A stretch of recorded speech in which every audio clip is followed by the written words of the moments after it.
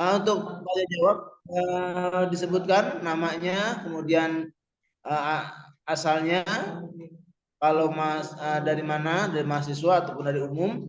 Kalau mahasiswa sebutkan prodinya dan angkatannya. Dipersilakan, Ibu Anggi Ripana. Bapak, Pak. Hah? Maaf. Bapak Anggi, ya. Ya, baik. Terima kasih Pak MC dan terima kasih juga Pak Sakti yang telah memberikan ilmunya kepada kita. Luar biasa sekali. Saya Anggi Ripana dari Umum ya. Ya, ini bagus sekali materi kita. Ini luar biasa. Yang saya ingin mau tanyakan itu yang pertama adalah dari beberapa gelombang yang tadi disampaikan oleh pemateri, gelombang otak manusia. Pertanyaannya adalah gelombang mana yang harus anak lakukan atau gelombang apa yang harus guru lakukan untuk bisa menjadikan gelombang siswa peserta muridnya belajar dengan baik gitu. Apa yang harus dilakukan? Itu yang pertama. Yang kedua, dari apa namanya ya, ya bahwa memang sesuatu bisa karena terbiasa gitu ya.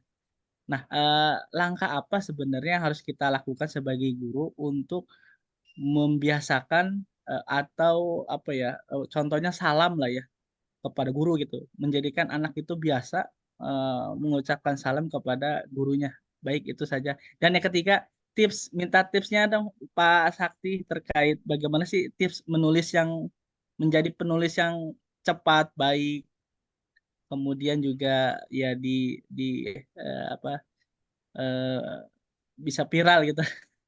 Itu saja Pak Sakti. Terima kasih. Baik, terima kasih Pak Anggi ya. Langsung saya jawab ya Pak Moderator ya. Sekarang, betul, Ustaz. Yang pertama adalah kita berusaha mengarahkan ke anak kita ke kondisi gelombang theta.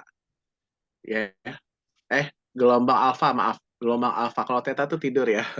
Gelombang alfa. Alfa tuh fokus sekali, memperhatikan sekali, fokus sekali. Tentu dengan kesenangan, dengan motivasi, kita tumbuhkan motivasi itu sehingga anak itu bisa benar-benar konsentrasi sama kita. Dan itu ingat tadi di materi awal adalah harus bangun kesenangan. Anak itu senang. Senang itu gerbang penerimaan awal. Senang, suka, kemudian akhirnya jadi cinta. Dengan cinta nanti akan menimbulkan interaksi yang berkualitas. Sehingga bisa highly motivated, termotivasi tinggi untuk melakukan itu. Kalau motivasinya kuat, dia tidak akan mudah putus asa, dia tidak akan mudah terdistraksi sama yang lain, dia tidak akan mudah terinsecure bahasa sekarang ya, seperti itu. Nggak, mental health-nya nggak akan mudah terganggu kalau bahasa anak sekarang seperti itu ya. Itu yang pertama, jadi harus kuat kita dalam hal itu. Yang kedua, apa tadi ya, saya lupa. Yang kedua apa pertanyaannya ya? Pembiasaan. Pembiasaan anak untuk Ya, bagaimana sih membiasakan anak untuk selalu menyapa dengan salam pada yang lebih tua gitu. oke. Pembiasaan itu memang butuh contoh, dan contoh itu Pak Anggi ya dan teman-teman yang lain, kita ada 4 bagian. 4 bagian ini bagaikan kursi. Kursi itu ada 4 ya. Empat apa namanya? 4 yang membuat kursi itu berdiri itu 4 tiang atau 4 batang gitu ya. Dan apa sih 4 itu? 4 itu adalah sekolah atau kampus, keluarga, kemudian masyarakat, ya masyarakat atau lingkungan sekitar, gitu ya. Sedikit-dikitnya 3, sekolah, keluarga, sekolah atau kampus, keluarga, masyarakat, satu lagi ada diri sendiri, 4. Jadi kita tuh hanya salah satu. Kalau kita di sekolah sebagai guru atau dosen ada salah satu saja. Kalau kursi 4, dipotong satu kursi bagian apanya tiangnya, jatuh nggak kursi itu? Jatuh. Maka kita butuh kolaborasi, butuh kerjasama. kebiasaan, contoh. Dan contoh itu harus berulang-ulang. Kebiasaan yang berulang-ulang, aktivitas yang dilakukan yang berulang-ulang akan menjadi kebiasaan. Saya paham, memang nggak mudah, butuh persiapan. Maka kita harus meniru contoh teladan kita, Nabi Muhammad SAW, bagaimana Allah mempersiapkan Nabi usia 0 sampai 40 tahun. Itu usia persiapan Allah mempersiapkan Muhammad bin Abdullah menjadi seorang Nabi dan Rasul. Lalu di usia 40 sampai 63 tahun, itu usia Allah menugaskan Muhammad bin Abdullah jadi seorang Nabi dan Rasul. Khataman Nabiin, Nabi dan Rasul yang terakhir. Nabi Muhammad SAW. Jadi nggak ada lagi Nabi dan Rasul setelah Nabi Muhammad. Dari sejarah Nabi Muhammad SAW, kita bisa belajar bahwa lebih lama 0 sampai 40 usia persiapan atau 40 sampai 63 usia penugasan. Tentu secara jelas bisa mengatakan usia persiapan jauh lebih lama daripada usia penugasan. Oleh karena itu, ini jadi refleksi buat kehidupan diri kita dalam membangun, memperbaiki keluarga kita, memperbaiki anak-anak mahasiswa kita di kampus, ya, dan memperbaiki masyarakat kita lebih besarnya, dalam persiapan, dalam usaha, dalam persiapan mengubah itu harus sabar loh. Contohnya harus sabar, dan harus seperti filosofi batu yang ditetesin air, sekeras apapun nanti akan berlubang. Nah, seperti itu. Jadi harus sabar dalam melakukan hal itu, nggak ada yang instan. Yang kita suka atau pernah makan mie instan, itu pun nggak instan prosesnya. Harus sabar dalam membangun kebiasaan. Harus jadi contoh. Dan butuh 4 benteng itu sebenarnya. Kemampuan highly motivated inisiatif diri sendiri, keluarga, kampus atau sekolah, sama lingkungan tempat beliau berinteraksi. Lingkungan atau anak-anak itu interaksi. Ada satu yang membuat terdistraksi, ya bisa jadi jatuh itu. Dan itu butuh waktu yang tidak sedikit. Sebagaimana kita lihat, Allah pun mempersiapkan utusannya nanti jadi Nabi dan Rasul yang terakhir juga membutuhkan waktu yang tidak sedikit. Ya, ada telepon tadi. Nah itu. Kemudian yang ketiga, apa yang ketiga? Tips jadi penulis. Oh, tips jadi penulis. Ya, tips jadi penulis yang pertama adalah menulis, yang kedua adalah menulis, dan yang ketiga adalah menulis. Jadi tips jadi menulis adalah menulis. Nulis, dan nulis. Nulis aja dulu, ya. Apapun yang teman-teman sukain, pengalaman, segala macam gitu ya. Jangan menunggu sempurna untuk menulis. Menulislah, maka kita akan menuju kesempurnaan itu. Saya suka sekali mengambil filosofi dari naskah teks proklamasi. Teman-teman mahasiswa saya yakin juga paham ya, hafal naskah teks proklamasi. Saya mau bahas naskah teks proklamasi kalimat pertama sama kalimat terakhir. Kalimat pertama apa? Proklamasi. Kami, bangsa Indonesia, menyatakan dengan ini proklamasi kemerdekaan Republik Indonesia. Benar ya? Kemudian kalimat terakhir apa teman-teman? Ya, benar. Hal-hal yang lain akan diatur dalam waktu atau tempo yang sesingkat-singkatnya. Bung Karno, Bung Hatta, proklamator Indonesia ingin mengatakan kepada kita, kita proklamasi aja dulu. Hal-hal lain ada yang kurang, nanti akan diatur dalam waktu tempo singkat-singkatnya. Jangan menunggu sempurna untuk menulis, tapi menulis aja, maka kita akan menuju kesempurnaan. Kalau Pak Anggi dan Bapak Ibu yang lain adalah seorang guru atau dosen, suka membuat materi pembelajaran, materi perkuliahan. Nah, itu kalau digabung, itu jadi sebuah buku loh. Jadi, sedikit cerita, saya lagi berusaha menggabung semua materi perkuliahan, materi yang ada di PowerPoint itu, dengan sumber referensi yang jelas, saya masukkan ke Word, ya. Dengan buku itu syaratnya kalau kita mau bikin buku secara tunggal, ya, mandiri, itu 50 halaman, dengan spasi 1, gitu ya, spasi rapat, gitu. Nah, itu bisa kita bawa dari buku. Tergantung kita senangnya menulis buku apa. Buku tentang pengalaman hidup, buku tentang pengalaman keilmuan yang kita pelajari, buku tentang pengalaman percintaan kita, mungkin ketika kita sampai menuju pernikahan, kan jadi inspirasi buat teman-teman kita atau adik kita yang saat ini belum menikah, dan nanti akan menikah bisa belajar dari itu. Jadi, kita harus belajar menulis, dan harus memotivasi ini sebagai menulis. sumber motivasi kita bisa kita dapatkan dari ulama terkenal Imam An-Nawawi yang kitabnya salah satunya Riyadhus Shalihin, hampir di semua masjid dan musola saya yakin ada gitu ya. Jadi pemberat amal kita di akhirat nanti. Ini bagian dari syiar dan dakwah kita. Ini bagian dari dakwah bil qalam, dakwah dengan media kita. Maka kita harus menulis. Teman-teman nggak usah khawatir, misalnya nanti kalau saya udah nulis, saya terbitinya di mana ya, gitu ya. Saya punya banyak teman yang melakukan usaha penerbitan dan mereka sangat menunggu naskah-naskah dari teman-teman. Ya, jadi saya bisa membantu menghubungkan teman-teman untuk bisa ke arah situ. Bahkan beberapa penerbit itu juga punya promosi menerbitkan buku secara gratis, gitu ya. Itu kan apa? Keren banget ya. Itu jadi warisan kita. Itu jadi legacy kita kalau bahasa kerennya ya, dengan buku. Yang penting kita mulai aja dulu menulis buku. Jangan berhenti ya, terus mulai ya.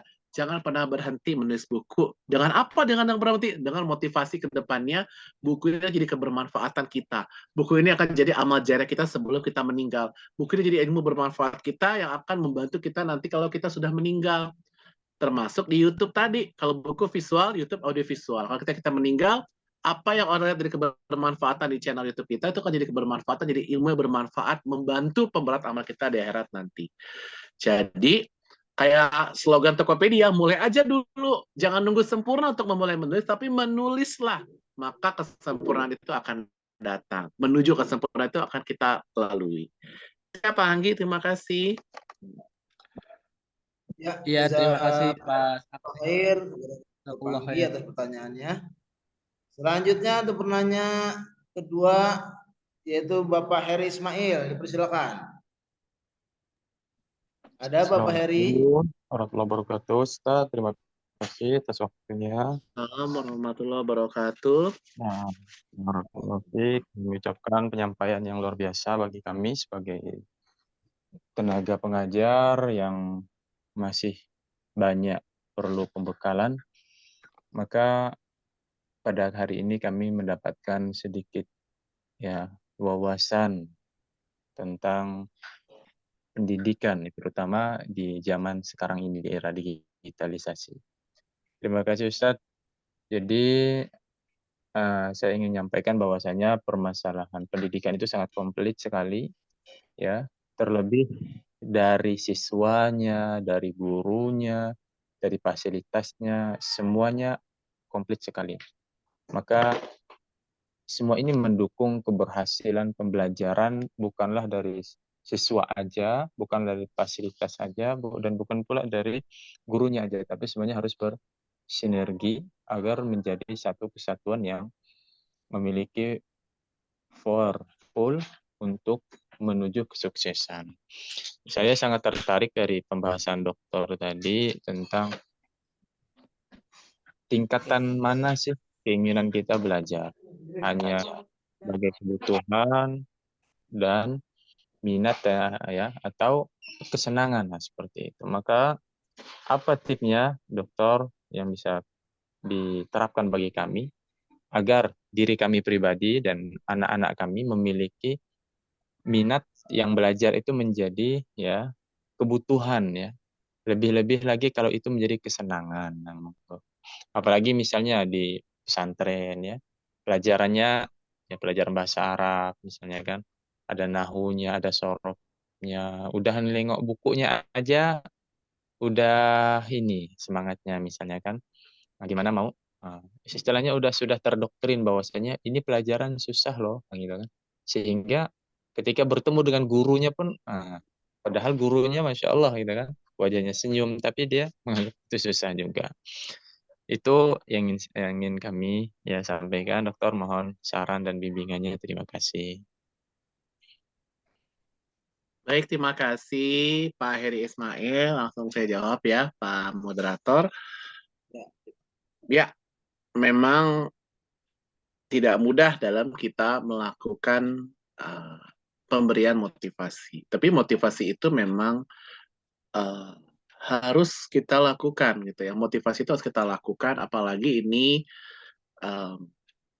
program studi yang bisa dibilang berbasis agama ya, syariah, dakwah, gitu ya, dan lain-lain. Maka motivasinya tentu harusnya idealnya jauh lebih baik daripada saya yang belajar ilmu secara umum, bukan secara syariah, bukan secara Islam dan lain-lain.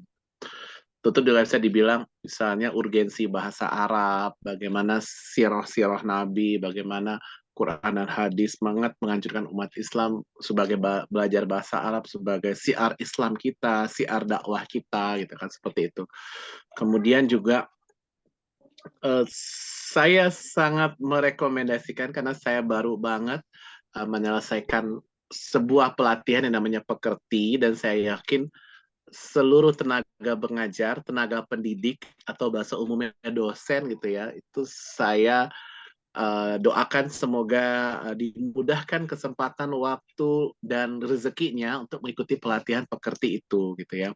Jadi di pelatihan Pekerti itu kita akan belajar banyak bahwa bisa jadi anak-anak tidak termotivasi, mohon maaf, mungkin karena gaya belajar kita, metode mengajar kita masih menjenuhkan, menjenuhkan, membosankan bagi mahasiswa kita. Karena memang sekarang sudah bukan eranya lagi, bukan zamannya lagi.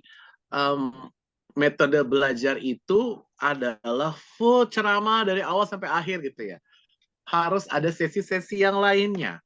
Ada sesi motivasinya, ada sesi studi kasusnya, ada sesi partisipatif mahasiswanya, ada sesi presentasi kelompoknya, karena memang itulah belajar kita, itulah teknik belajar kita, karena kita saat ini berkompetisi bukan hanya kepada kompetitor kampus-kampus sekitar kita, gitu ya, tapi juga sama artificial intelligence, sama Google, sama ChatGPT, sama hal-hal yang lain. Kita berusaha untuk melakukan metode-metode pembelajaran yang baik, apakah behaviorist, pedagogi, andragogi, dan kita harus berusaha mengoptimalkan 3 gaya belajar itu, 3 belajar visual, yang dilihat mata, auditori, pendengaran, sama kinestetik, pendengaran, perabaan sama pergerakan kita. Oleh karena itu, walaupun kita sebagai tenaga pengajar, walaupun kita sebagai tenaga pendidik dan dosen, saya sama kayak Bapak Ibu, saya dosen juga, ngurus pangkat akademik dosen juga, ngisi laporan beban kerja dosen juga, dan lain-lain, maka kita harus belajar.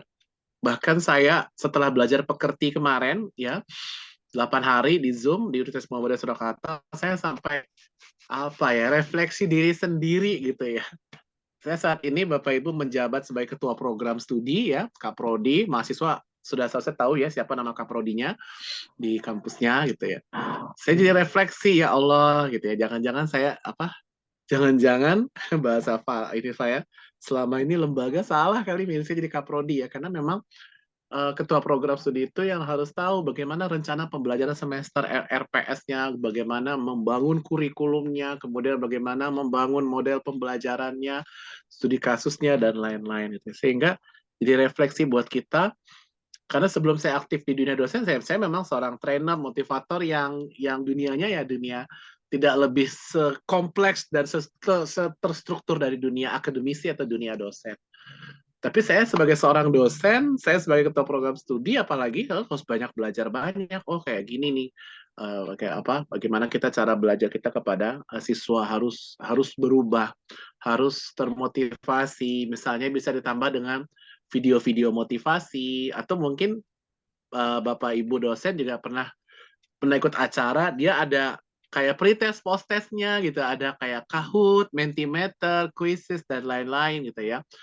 Pembelajaran melakukan learning management system menggunakan platform ya, tentu kita harus mempelajari itu, sehingga ada interaktif dari mahasiswa, ada partisipatif dari mahasiswa, ada active learning dari mahasiswa, karena sekarang itu memang eranya era student based learning, jadi eranya ya berbasis kepada siswa, berbasis kepada mahasiswa gitu.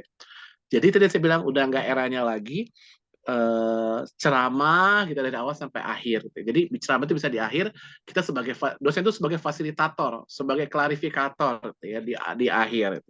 Jadi harus kita berusaha menghidupkan suasana siswa yang baik gitu ya, memberi suasana yang hidup gitu.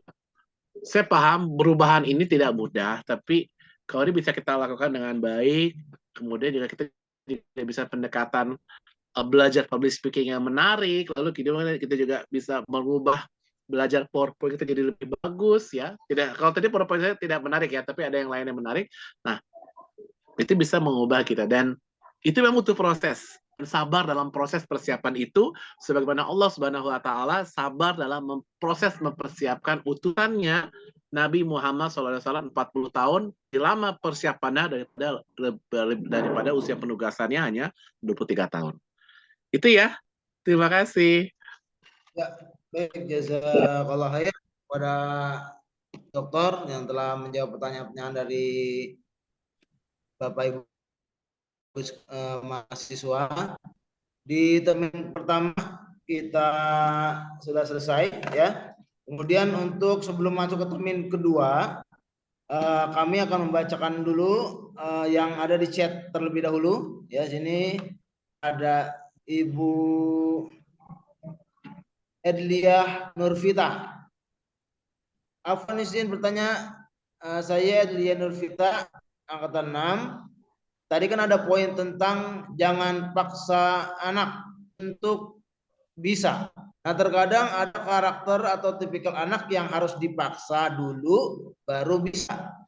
Nah, itu bagaimana cara kita menanggapinya ataupun menyikapinya, dokter.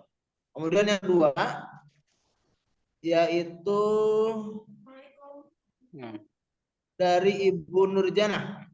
Bagaimana cara mempertahankan sifat konsistensi atau istiqomah dalam pembelajaran kepada siswa? Kemudian bagaimana cara perlakuan kita kepada murid yang selalu membuat onar, suka memukul siswa, dan keluar kata-kata yang kotor dari mulutnya, terkhususnya anak SD.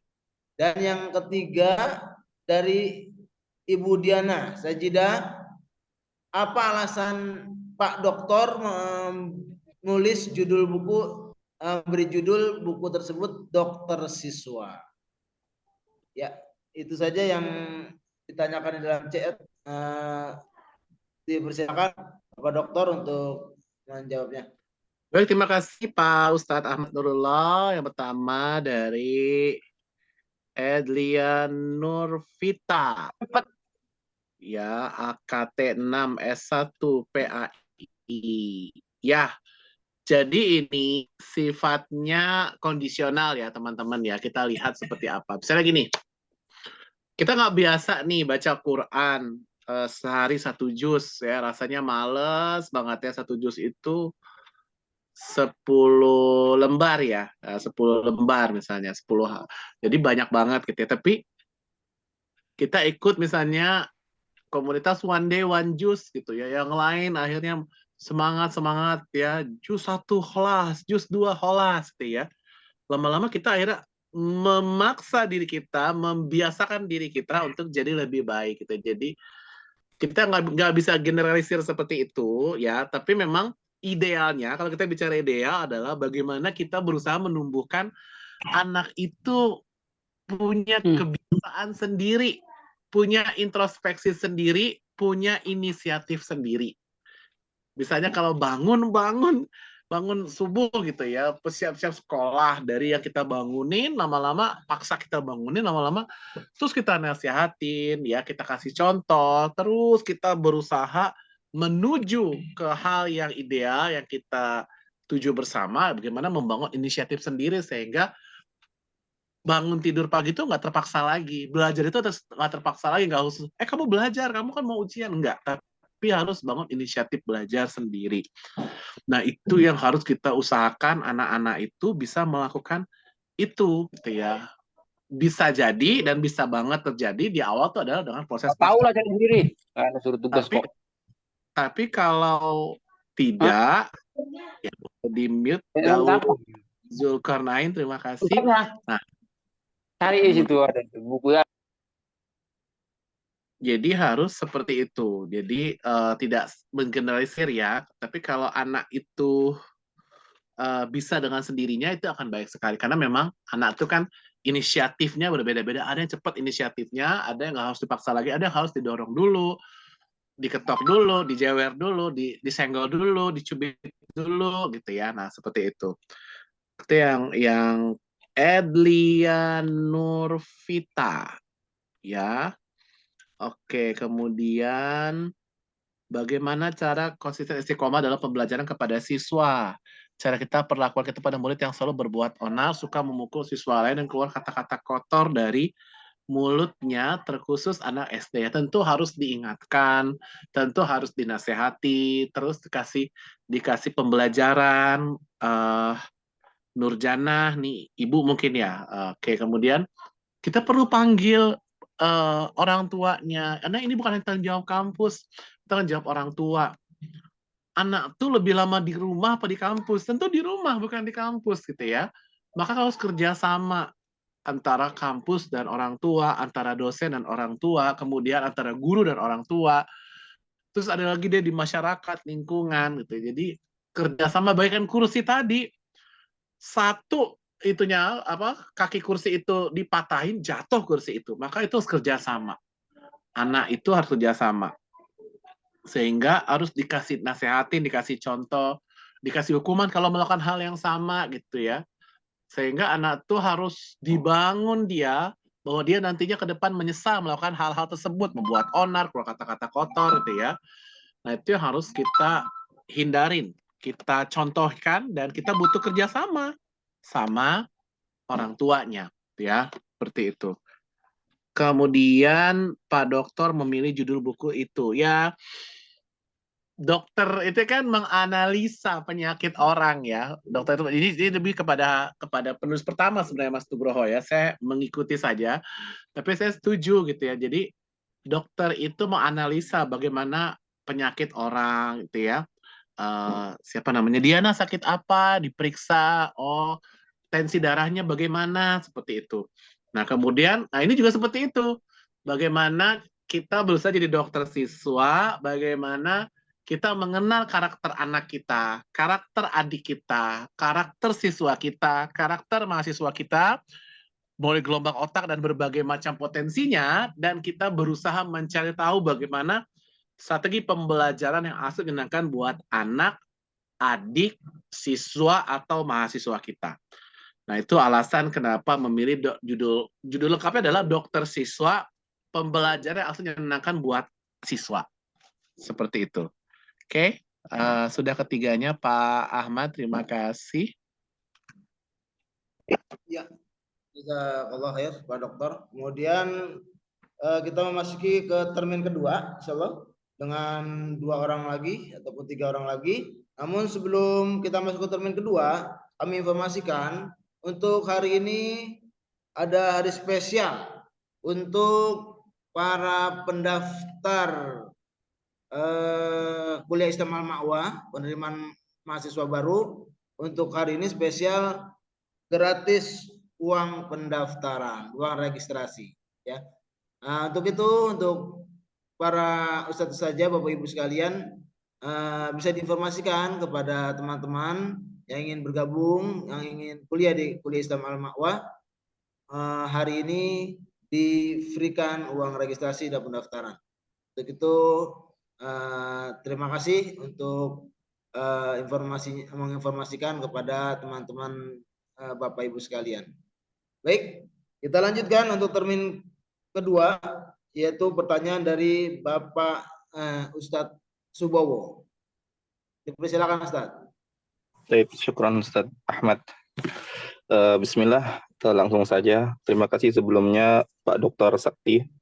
Jazakumullah khairan atas materinya yang insya Allah sangat bermanfaat bagi kita, yang mana sebagai tenaga pengajar ya, atau pendidik di lembaga kita masing-masing semua. Ya, semoga ini menjadi amal jariah untuk Pak Dokter yang telah menyampaikan materi ini. Yang jadi pertanyaan dari Ana adalah di slide tadi tertulis di sana terkait tentang jangan ajarkan siswa berkompetisi, maka siswa akan berhasil. Memang sejauh ini Pak Dokter, banyak dari guru-guru ya para pendidik itu senantiasa mengajarkan agar siswa ini atau peserta didik ini menjadi siswa yang tangguh gitu. Jadi harus bisa berkompetisi, yang mana tentunya harus bisa berkompetisi di sini ada motivasi tersendiri begitu. Nah, mungkin bisa dijelaskan Pak Dokter, kenapa di sini tidak dibolehkan atau jangan ajarkan siswa berkompetisi? Yang mana kalau kita melihat dari ayat-ayat Allah, ya di sana Allah katakan fastabiqul khairat, ya berlomba-lombalah di dalam kebaikan. Nah, apakah di sini ada kontradiksi terkait poin pembahasan ini dengan ayat Allah ini? Mungkin ini menjadi pertanyaan Ana, Pak Dokter. Syukron jazakumullahu khairan. Baik, terima kasih. Dengan siapa namanya nih? Subowo Dikdayana, Pak Dokter, angkatan 4 dari Kuliah Al-Ma'wa jurusan PAI. Panggilannya? Bowo Pak Dokter. Pak Bowo ya, atau Mas Bowo, terima kasih ya. Sama seperti yang tadi ditanyakan di chat ya, bagaimana memaksa bahwa ini maksudnya adalah tidak kita bisa mengeneralisasi semua hal seperti itu, enggak. Saya juga setuju apa yang disampaikan Mas Bowo bahwa berkompetisi itu benar, berkompetisi itu baik, dan jelas tadi ayatnya ada fastabiqul khairat, berlomba-lomba dalam kebaikan. Saya termasuk orang yang di program studi saya, karena saya ketua program studi, adalah yang paling getol, paling semangat mengikut sertakan anak-anak saya itu untuk mengikuti kompetisi nasional.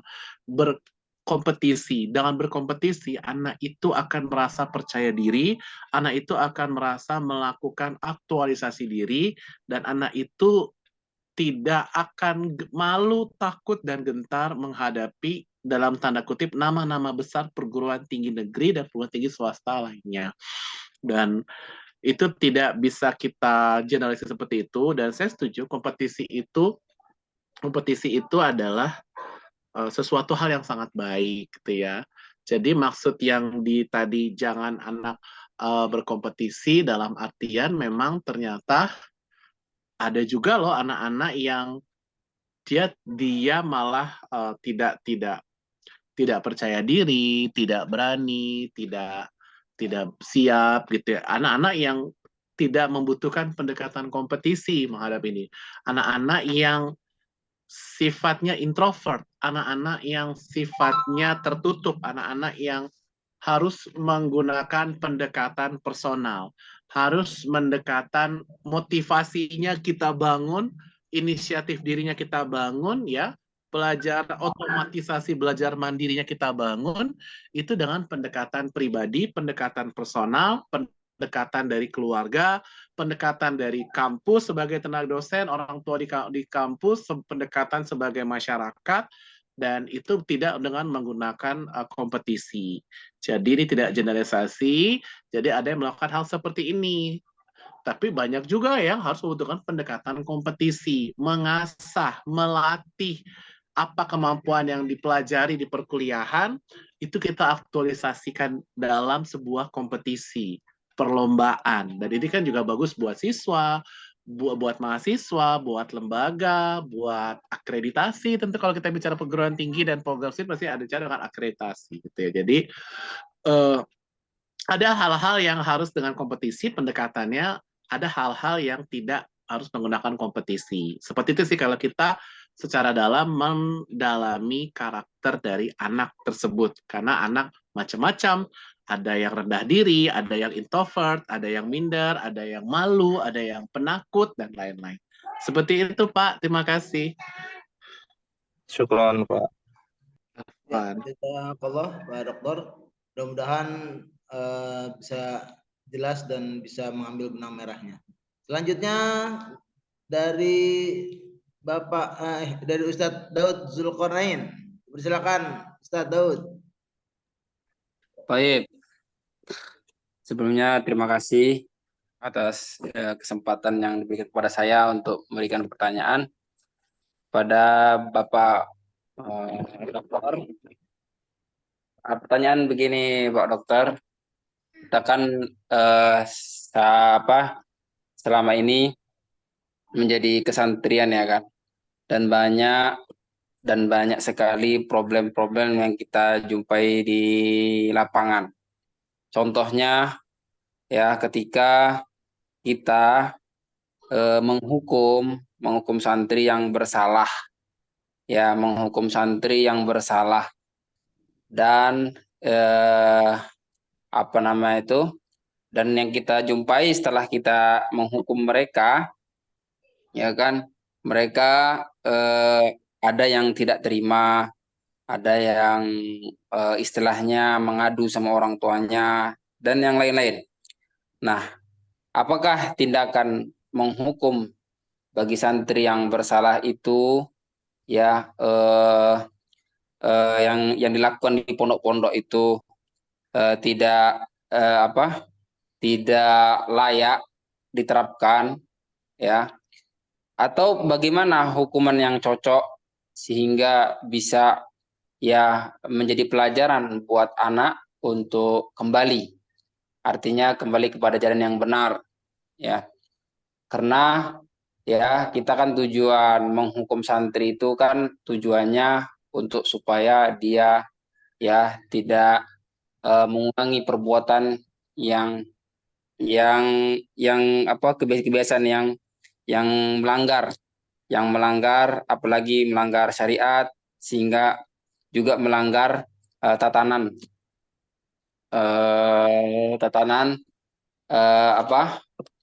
pondok pesantren. Jadi pertanyaannya adalah bagaimana ya hukuman yang baik itu diterapkan kepada santri ketika melanggar. Itu pertanyaan saya, Pak Dokter. Mudah-mudahan bisa dapat berkenan menjawab. Syukron. Barakallahu fikum. Jazakallahu khairan. Baik, terima kasih Pak Daud ya, atau Ustadz Daud. Dalam memberi hukuman tentu kita harus belajar secara memberikan hukuman yang mendidik. Misalnya bahasa Arab, ternyata tulisannya kurang baik bahasa Arabnya gitu ya, tulisan Arabnya ya. Tentu kita menggunakan pendekatan hukuman yang sama, coba kamu perbaiki bikin tulisan Arab yang baik gitu ya. Ketika kita memberikan hukuman, tentu hukuman yang mendidik ya, pasti namanya manusia ya Pak ya, ada yang senang, ada yang sedih. Dan kita harus sabar dalam menghadapi hal tersebut. Kita memang bukan Presiden Jokowi, kita bukan Anies Baswedan, kita bukan Prabowo, kita bukan Ganjar Pranowo, kita bukan selebritis Atta Halilintar, kita bukan Raffi Ahmad, Nagita Slavina, kita bukan public figure. Tapi kita sebenarnya sama seperti mereka. Kita punya haters dan lovers gitu ya. Kita punya yang benci, kita punya yang senang. Tapi kita nggak bisa, dan kita harus sadar bahwa kita sama seperti mereka, sama-sama kita tidak bisa membuat semua siswa itu senang sama kita. Dan kita tidak bisa membuat semua siswa atau mahasiswa itu tidak suka atau benci sama kita. Dan yakinlah, ketika dia senang, ada siswa yang mendapat hukuman senang, karena dia tahu hukuman itu akan mendidik dia, gitu ya. Ketika ada yang tidak senang, sebel, kesel, benci banget ya, sampai dia lapor ke orang tuanya, ya, itu juga proses dari penumbuhan kedewasaan dari anak itu, ya. Termasuk kita sebagai tenaga pendidik, tendik, bahasa sederhananya atau dosen, ya, ada yang lulus nilainya A, B, C, ada yang tidak lulus, gitu ya. Mungkin dia komplain, marah-marah, dan lain-lain. Ya kita harus sabar. Kita tidak boleh terbawa perasaan, terbawa emosi. Harus tetap sabar, senyum, ya, melayani dalam artian kita yakin. Nah, itu adalah proses pendewasaan anak itu nanti ketika dia akan dia akan mengalami perubahan dan ke depan dia akan sadar bahwa ini adalah sesuatu hal yang benar dilakukan oleh dosen. Dan Pak Daud, saya dan bapak-bapak, ibu-ibu dosen yang lainnya juga sama. Sebelum menjadi dosen, sebelum jadi guru, sebelum jadi tenaga pengajar, kita pun pernah di mahasiswa. Coba kita bercermin gitu ya. Apa kita mulus-mulus aja gitu? Apa kita pernah marah-marah seperti itu gitu ya? Dan kita harus berusaha memberi contoh yang baik sebagai seorang dosen. Dalam artian, itu hal yang wajar, itu hal yang biasa. Apalagi saya, sedikit cerita Pak Daud, saya sebagai dosen dan saya sebagai ketua program studi yang memimpin lebih dari 1.300 mahasiswa komunikasi dan lebih dari 30 dosen komunikasi itu ya. Jadi harus kuat, harus sabar, harus tangguh karena ini adalah konsekuensi kita sebagai seorang guru, dosen, tenaga pendidik, tenaga pengajar.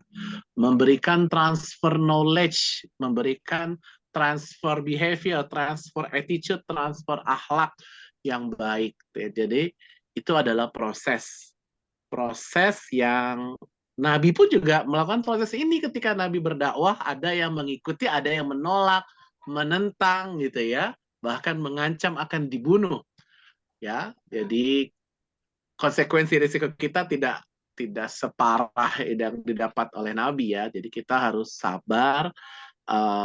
Kenapa mereka marah? Mungkin karena mereka tidak tahu gitu ya. Jadi kita harus pelan-pelan meluruskan. Dan saya tahu ini nggak mudah. Dan saya tahu ini butuh waktu, butuh persiapan. Dan inspirasi butuh waktu persiapan, tentu kita balik lagi tadi ya. Allah itu siapin Muhammad bin Abdullah 40 tahun. Siapin nasa tugasnya jadi Nabi 23 tahun. Jadi butuh persiapan, itu lebih lama dari penugasan. Butuh persiapan membuat karakter akhlak mulia. Ya, sedikit cerita, kampus tempat home base saya, Siam itu berakhlak mulia, unggul, berdaya saing. Jadi yang pertama adalah ada berakhlak mulia. Jadi ini butuh waktu. Dan semoga Allah mudahkan tugas kita, urusan kita menghadapi hal-hal yang seperti ini. Amin. Itu ya Pak Daud, terima kasih. Jazakallah. Ada pertanyaannya Ustaz Daud. Mungkin untuk yang raise hand untuk pertanyaan terakhir, kemudian nanti kita tutup dengan pertanyaan yang dari chat insyaallah. Oke, untuk yang raise hand pada Ustaz Usman, silakan. Baik, terima kasih pada moderator dan dokter yang telah memberikan kesempatan pada saya untuk bertanya. Saya memiliki 2 pertanyaan.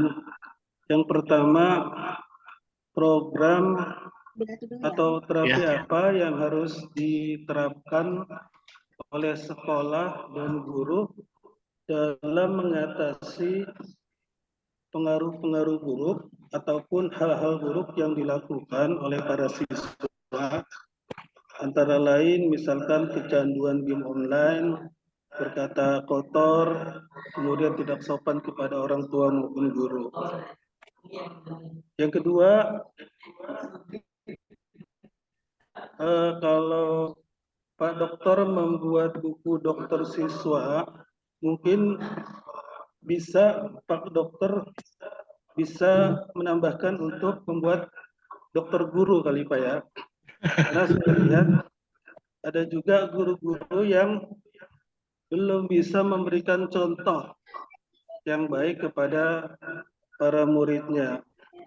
Misalkan ada guru yang selalu mengajarkan untuk melarang merokok, tetapi masih ada juga guru yang merokok. Kemudian dalam hal pembelajaran, ya ada juga hal-hal yang menurut saya tidak baik dilakukan oleh guru, contohnya dalam memberikan penilaian. Itu Pak Dokter pertanyaan saya. Terima kasih. Wassalamualaikum warahmatullahi wabarakatuh. Waalaikumsalam warahmatullahi wabarakatuh. Baik. Terima kasih Pak Yusman ya. Memang itu jadi tantangan kita semua. Memang itu jadi tantangan dakwah kita semua. Itu adalah masalah umat kita, dan itu adalah masalah yang harus ditangani oleh kita. Kalau saya untuk jawab pertanyaan yang pertama sangat sederhana ya, Pak Yusman nanti bisa koordinasi sama pihak-pihak yang terkait ya, tenaga kependidikan, tenaga pendidik, dosen, karyawan, manajemen, pimpinan, dan yang lainnya. Undang mahasiswanya, kumpulkan semua, undang saya memberikan training motivasi menjadi muslim-muslimah sukses bahagia, itu secara gratis atau free. Training motivasi muhasabah, saya akan berusaha membantu mengubah perilaku yang tidak baik, yang negatif, yang buruk menjadi baik. Yang tidak punya tujuan, tidak punya arah, tidak punya target, menjadi punya tujuan, punya arah, punya target, tentunya dengan meneladani Rasulullah Shallallahu Alaihi Wasallam dan sahabat.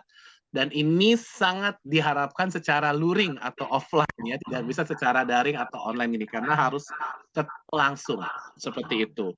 Baik, itu juga ke pertanyaan yang kedua ya, menghadapi hal-hal yang dirasa kurang menyenangkan ya, kurang baik dicontoh ditiru dari mahasiswa.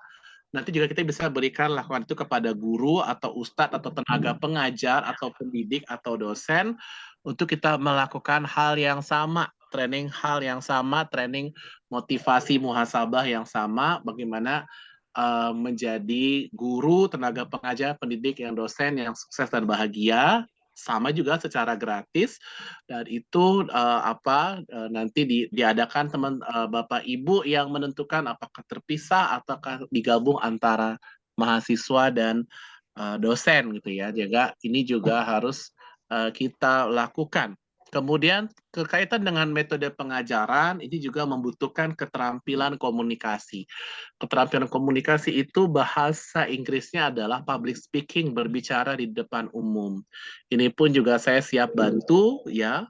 Dan ini juga ada program sosialnya ya secara gratis, 17 Secret Public Speaking 100% Total, bagaimana meningkatkan kemampuan kualitas public speaking kita sebagai guru, tenaga pendidik, tenaga pengajar, dosen, dan juga sebagai mahasiswa, agar kita punya kemampuan dakwah, kemampuan ngajar, kemampuan komunikasi yang lebih baik dari sebelumnya, sehingga anak itu juga lebih efektif.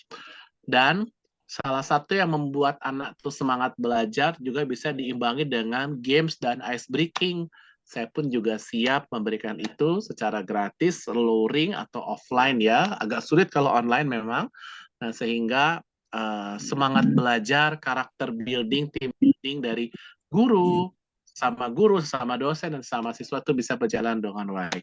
Silahkan dipersiapkan, diagendakan kapan waktunya. Saya ketika available atau bisa waktunya siap membantu untuk kebaikan dari kalam ini jauh lebih baik ke depannya, jauh lebih berakhlak mulia ke depannya. Itu Pak Yusman, terima kasih. Terima kasih Pak. Pak Dokter, untuk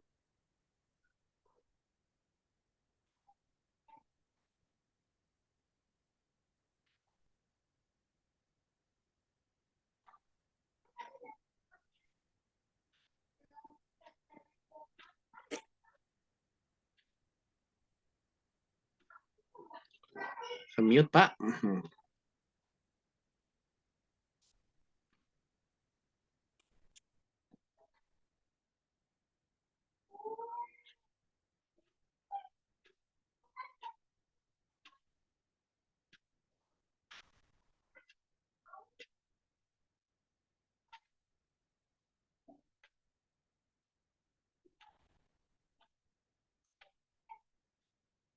Silakan. Ada lagi Pak Ahmad, masih ke mute katanya. Astagfirullah. Maaf. Ustaz, ya, dari tadi yang pertama dari Bapak Rafif, memotivasi siswa yang malas, tapi sebenarnya dia pintar, jadi malas mengerjakan tugas. Kemudian dari Bapak Wendri, bagaimana sikap kita untuk memberikan motivasi atau siswa atau santri yang kedua orang tuanya sudah pisah, kemudian keduanya saling menjelekkan. Dan dari Ibu Fatimah, bagaimana kalau kita baca buku tentang pendidikan dan sudah paham, tapi bingung merealisasikannya kepada santri. Ya, itu mungkin 3 pertanyaan terakhir di sesi tanya jawab. Kepada Bapak Doktor. Baik, Pak Ahmad. Yang pertama dari Rafif, bagaimana cara mengusir siswa yang malas? Pak Rafif ya, padahal dia pintar dan bisa mamun karena malas, jadi tidak mau berkembang mengerjakan tugas. Ya, banyak hal seperti itu ya, dia meremehkan, bahasa sederhananya sombong, arogan, nggak mau belajar, udah merasa tahu gitu ya. Harus terus kita nasihatin bahwa kita tuh harus terus belajar, nggak harus nunggu ada PR dulu baru belajar, nggak harus nunggu ada ujian, harus belajar, tiap hari belajar. Besok Senin mata pelajarannya apa, mata kuliahnya apa, kita pelajari sekarang gitu ya. Ada PR langsung kerjakan, walaupun minggu depan dikemulan, bukan kerjakan hari ini, sore ini, malam ini, seperti itu. Ya, harus terus dimotivasi dan dicontohkan. Kasih tahu contoh yang melakukan hal tersebut, teman-teman ini di si A, si B melakukan ini loh, hasilnya seperti ini, kasih testimoni seperti itu. Yang kedua dari Pak Wendri, sikap kita untuk memberikan motivasi orang tua yang sudah bercerai saling menjelekkan. Itu masa lalu, apa yang buruk ditinggalkan, apa yang baik diambil. Ya, kayak kita naik motor, Pak Wendri, kemudian atau naik mobil, itu ada kaca spion ya. Kaca spion itu apa sih? Untuk apa? Untuk lihat ke belakang, lihat di belakang ada apa ya. Tapi lebih banyak kata speed apa depan? Lihat depan. Kata speed itu cuma lihat sekilas-sekilas aja. Oh ya, ada mobil nih, mau belok nih, oh ada ya. Seperti itu. Jadi hal yang lalu biarlah berlalu. Apa yang buruk ditinggalkan, apa yang baik diambil. Jangan terpengaruh sama hal yang buruk. Masa depan jauh lebih perlu kita pertimbangkan, kita pikirkan dibanding masa lalu. Maka harus maju ke depan. Yang kita udah dewasa, kita panutan dalam hidup kita sendiri. Ayah ibu ya sudah begitu, dan kita berdoakan semoga dapat hasil terbaik dari Allah Subhanahu wa taala. Seperti itu. Kita sebagai guru, dosen, tenaga pendidik ya harus berusaha memotivasi anak ini untuk melepas dari masa lalu, buang yang buruk, ambil yang baik. Gitu. Nah, seperti itu. Jadi kita dorong sehingga anak ini jadi lebih baik ke depannya. Dan yang Fatimah, ya memang tidak mudah mengaplikasikan apa yang disampaikan teori pendidikan ke dalam merealisasikan ke santri, tapi kita coba cari-cari ya, kita ikutin apa dari caranya Ustadz Agi, mulai dari yang kecil, mulai dari saat ini ya, mulai dari hal-hal yang sederhana gitu ya, maka kita lakukan mulai dari 3M, pelan-pelan ya, bagikan air yang menetesi batu, yang besar pun mau akan menetes. Dan kita lakukan dari hal yang paling mungkin, paling dirasa bisa, paling dirasa rasional, secara logika kita bisa lakukan itu, Bu Fatimah, sehingga itu bisa kita lakukan kepada santri-santri kita. Kebiasaan, bisa karena biasa, practice makes perfect, learning by doing. Ya, seperti itu. Kita pelan-pelan, praktik pendidikan ya, apalagi teman-teman memang orang keguruan, itu tentu bisa lebih mengena. Dan itu butuh proses, ya. Karena untuk sukses itu butuh banyak proses, bukan banyak protes. Itu. Terima kasih Pak Ahmad. Baik, jazakallah Dokter atas jawaban pertanyaan-pertanyaan dari yang telah menjawab pertanyaan dari mahasiswa maupun dari peserta umum.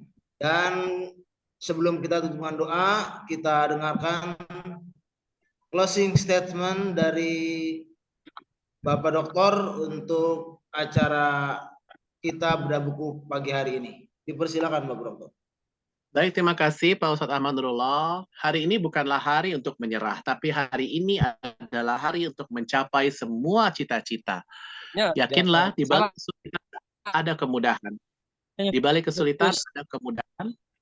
Kita belajar banyak tentang dokter siswa, kita belajar banyak pembelajaran. Semoga Allah Subhanahu wa taala memberikan kekuatan kepada kita dalam memberikan pengajaran dan pembelajaran. Sebagai siswa kita juga memberikan pembelajaran jadi lebih baik ke depannya, termotivasi belajar lebih baiknya ke depannya, sehingga kita yakinlah di balik kesulitan ada kemudahan, di balik kesulitan ada kemudahan. Fa inna ma'al usri yusra, inna ma'al usri yusra. Semoga Allah memberikan kesehatan kepada kita semua. Semoga Allah meluaskan rezeki kita semua.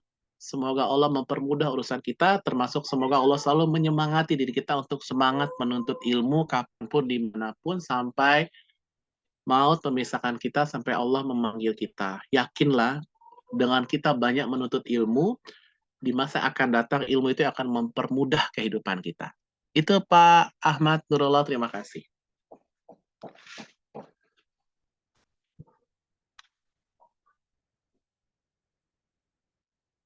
Masih ke mute Bapak? Masih ke mute Pak audionya? Lagi semangatnya di mute mulu. Ya, jazakallah khair kepada Bapak Doktor yang telah membedah buku yang beliau tulis, sangat luar biasa isinya, dan juga telah menjawab pertanyaan dari para mahasiswa. Mudah-mudahan kita mahasiswa pendidikan menjadi lebih expert lagi di bidangnya dan siap untuk menjadi dokter siswa-siswa kita semua, dan tentunya untuk kemajuan pendidikan bangsa Indonesia. Dan untuk terakhir kali saya selaku pembawa acara mengucapkan maaf apabila dalam pembawaan ada kata-kata yang kurang berkenan maupun salah-salah kata. Sekali lagi kami memohon maaf yang sebesar-besarnya. Dan selanjutnya kita sudah sampai di penghujung acara kita. Marilah kita tutup acara kita dengan mengucap hamdalah. Alhamdulillahirrahmanirrahim. Dan doa kafaratul majlis. Subhanakallahumma wa bihamdika asyhadu an la ilaha illa anta astaghfiruka wa atubu ilaik. Sebelum saya tutup dengan salam, saya mau ngasih pantun lagi. Adek kecil makan sambal terasi. Bapak-bapak makan sambal tomat. Saya akhiri acara hari ini. Selamat berpisah, semoga selamat. Masya Allah, amin. Berenang jauh ke Pulau Bali. Capek amat ya rumahnya. Pulang-pulang karena kecapean kita naik pesawat. Berakhir sudah majelis hari ini. Semoga bisa memberi manfaat. Wallahu muwaffiq ila aqwamit thoriq. Assalamualaikum warahmatullahi wabarakatuh. Waalaikumsalam warahmatullahi wabarakatuh. Jazakallahu khairan Ustaz. Teman-teman, Bapak, Ibu. Jazakallahu khairan Ustaz. Melanjutkan aktivitasnya kembali di tempat masing-masing. Bapak Doktor, kami ucapkan selaku pengurus Kalam, kami mengucapkan ya atas nama Ketua Kalam, kami mengucapkan banyak-banyak terima kasih atas waktunya dan kesempatannya dan ilmunya. Mudah-mudahan bisa bermanfaat untuk kami semua. Dan bila ada keperluan ataupun ada aktivitas selanjutnya kami persilahkan. Tafadhol Pak Doktor.